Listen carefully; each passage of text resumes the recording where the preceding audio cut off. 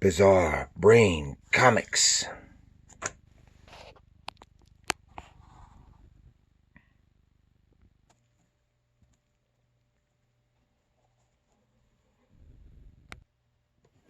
Dun, dun, dun, dun, dun, dun.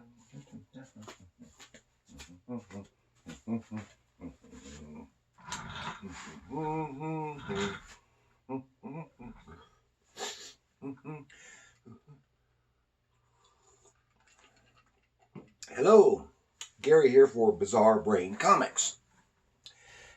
This is where I like to take a look at some older comics, talk about the characters and the creators, and then take a look at the stories and the art.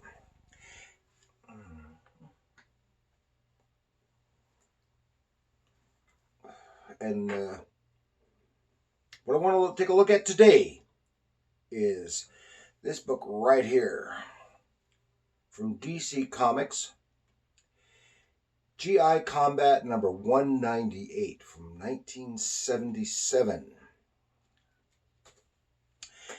And this is a story featuring the Haunted Tank.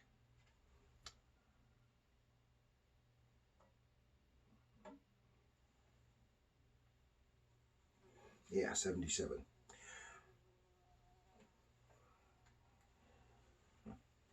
Let's take a look inside the big book of knowledge about the Haunted Tank.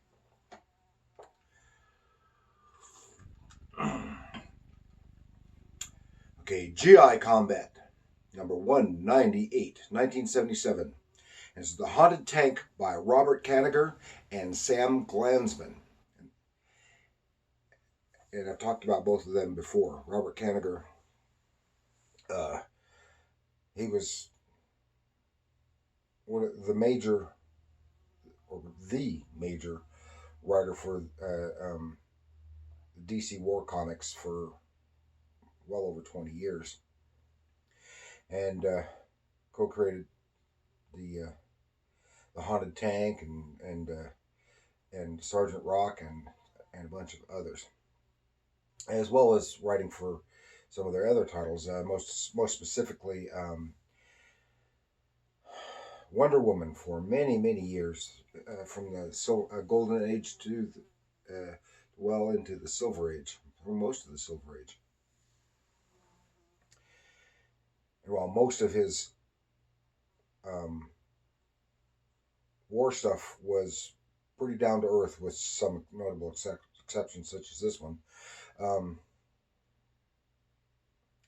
his Wonder Woman stuff was really on the goofy side. So he had a very serious and lighthearted side. And this is drawn by Sam Glansman, who was a mainstay for DC War Comics, various stories, and most specifically the Haunted Tank after Russ Heath, as well as doing war stories for other publishers such as Charlton Comics. And he also did Charlton Comics' version of Hercules. So then we have this story is titled "The Devil Rides a Panzer." Of course, Panzer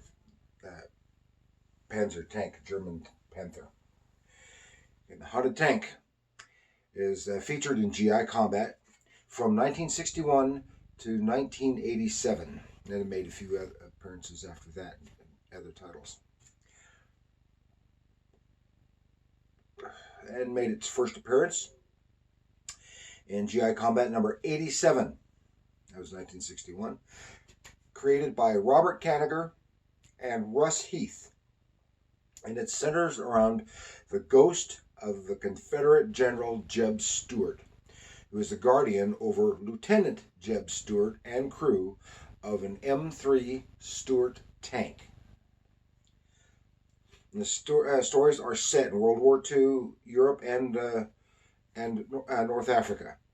And Jeb is the only one who can see and hear the ghost, but the tank crew hears his side of the conversations with General Stuart, and they think he's a bit nuts, but they can't complain with his results, as he is advised by the general. They have a few. They go through a few M3 Stuart tanks.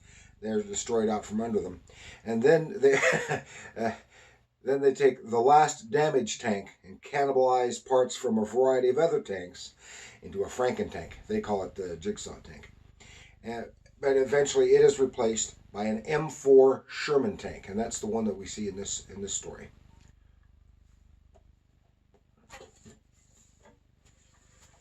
So,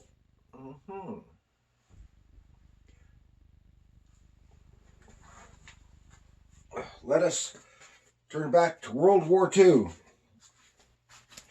and join Jeb Stuart against the Nazis in GI Combat, the Haunted Tank. And okay, here we have this GI Combat number 198. And this is a great cover by Joe Kubert. And in fact, it's probably one of, if not my favorite, all-time DC war comic cover. This is great. I mean, you see this robotic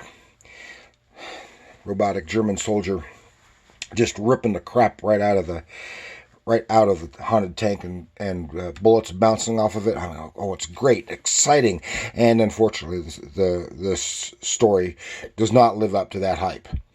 But it is a great cover. I mean, it probably got a lot of people to buy the comic from that image alone, including me probably, and then they were disappointed in the story. It's not to say it's a bad story. It just does not live up to the hype of this image. I mean, that is a great cover image. And as I said, it's a Joe Kubert cover. Of course, Joe Kubert did a lot of stuff on the war comics. Both stories. He did a lot of Sergeant Rock, as well as covers. So he probably did most of the covers through the later 60s and 70s. Even while doing Tarzan, etc. And it says here, and this was mass market newsstand mass market edition, because that's all I would have gotten here. 77, and it says here, it doesn't want to focus quite right. How can Jeb stop this steel super soldier who repels guns and grenades? Well, how can he? Well, let's take a look. Here we have the Haunted Tank.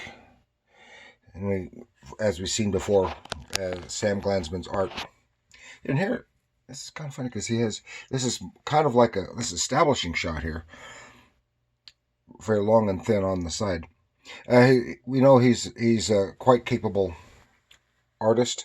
He is kind of an organic style, not unlike Joe Kubert's. He's not as, in my opinion, he's not as good at draftsman as Joe Kubert, but he tells the story pretty well, and maybe not quite as dynamic as Joe Kubert is, because I don't think he would ever come up with done a cover as dynamic and dramatic as that cover. And of course, Sam Glansman is best known for the stories, the USS Stevens, which were stories based on his own experiences on board the USS Stevens during World War II. Here we see the Haunted Tank clank, clank, clank, clank, clank through this snowy environment. I think it's in the Alpine region of France. And as usual, they're alone. And there's the ghost of the General Stuart. Let's see if it'll focus right. It doesn't want to focus. Anyway, we see the image of the General, and there's Jeb, the tank commander, talking with him, and there's the guys down below hearing Jeb talk, and they talk about how he's kind of nuts, but we don't want to say anything to anybody because he might wind up in a funny form. And the one guy, I've forgotten his name, the black character here said, I saw him once. I don't know the circumstances. He was a latecomer to the haunted tank crew when after two other crew members were killed. They're clanking along, taking note of the this avalanche country, all on this mountainsides and cliffs and stuff. All this heavy overhanging snow, so they got to be careful. And gets a radio call, and he's supposed to go. There's a Panzer tank on a rampage at a village, and they're heading straight there and run into a squad that had notified them, and it was just cutting them to pieces. The Panzer was just cutting them to pieces. Said, okay, where is it? And we'll head in that direction, see if we can get him off your tail. And wham! It was an ambush. Holy cow! It's another one, another Panzer, and it was an ambush trap. I said a trap. So they go and they spot where that Panzer is and just blow it to Kingdom Come. I said, okay, now let's set a little trap of our own. It's got this frozen waterfall, and they crash right into it and use it for cover, to hide. I wonder why it. Oh well. If I keep it higher, it's still legible.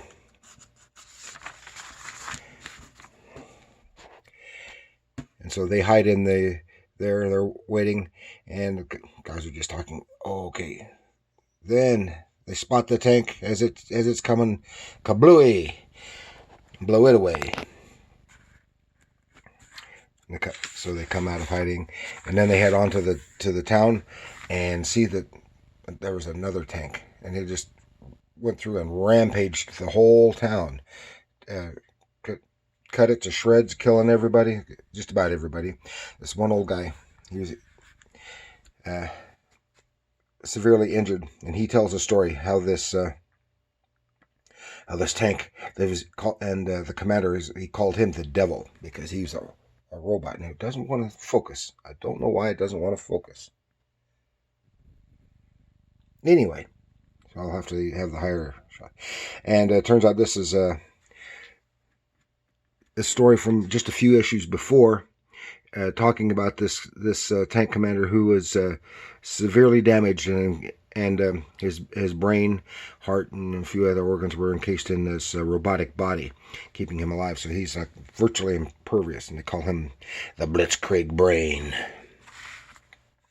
And it tells how the bullets were repelled by his steel body, and he gives the command. Takes a few people as hostage, puts them in the tank, and then goes and raises the entire town. And then the guy telling the story dies. So he's following the tank tank tracks to find this tank, and there's a body. He killed one of the hostages, and it says, "Halt your pursuit, or the hostages will pay with their lives. A life per mile. This is the first." And that really pisses off Jeb Stewart. Checks the body, and they continue on, and it's not even a mile, just a few hundred yards down. There's the second body. Nobody left, and so he sends two of his men out as scouts to try to scout out where this tank is, because they have an idea. He says, yeah, there's the tank. Let's get back and get the info. So just could drop a couple of grenades down in that hatch, and everything would be taken care of. But then they're taken by surprise and grabbed by steel hands, and all they see are these horrifying eyes as they fall into blackness. They're of unconsciousness. After their allotted time, they don't come back, and Jeb follows where they went and finds them. They were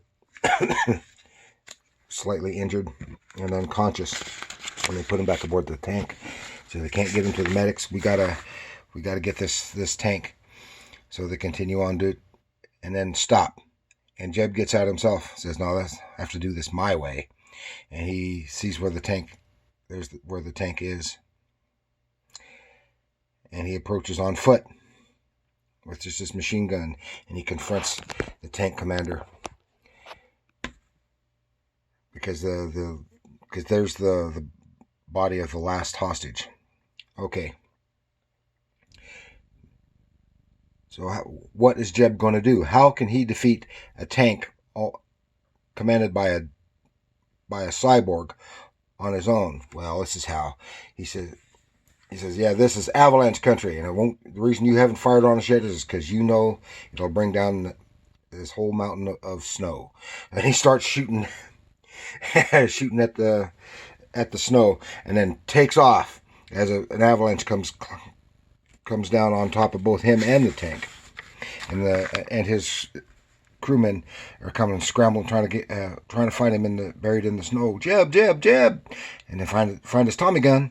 And then they find him and they pull him out. Oh yeah, he knew to raise the gun above his head like a ski pole in an avalanche to create an air pocket. Well, that's what he did. That saved him from suffocation. And they got him out, and he said, "Well, it looks like that's it for that tank and the devil who's the tank commander." But as they're clanking away, we see that robotic body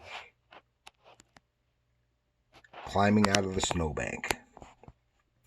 And that's it for that story. It's a very enjoyable story. It just does not live up to the hype on that cover. Now that's the story I would love to have seen. And I'm sure they encounter him again. Now, of course, doing these war stories, they infused some. Got a ghost. Of course, you're never quite sure whether it's really a ghost or just Jeb's imagination. But they have some spooky supernatural stuff. That's why they have weird war tales and straightforward, mostly straightforward combat. They have the stories of the war that time forgot, and of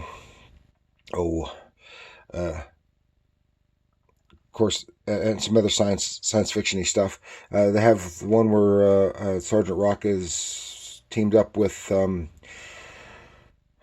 Viking Prince. That's one I want to do sometime.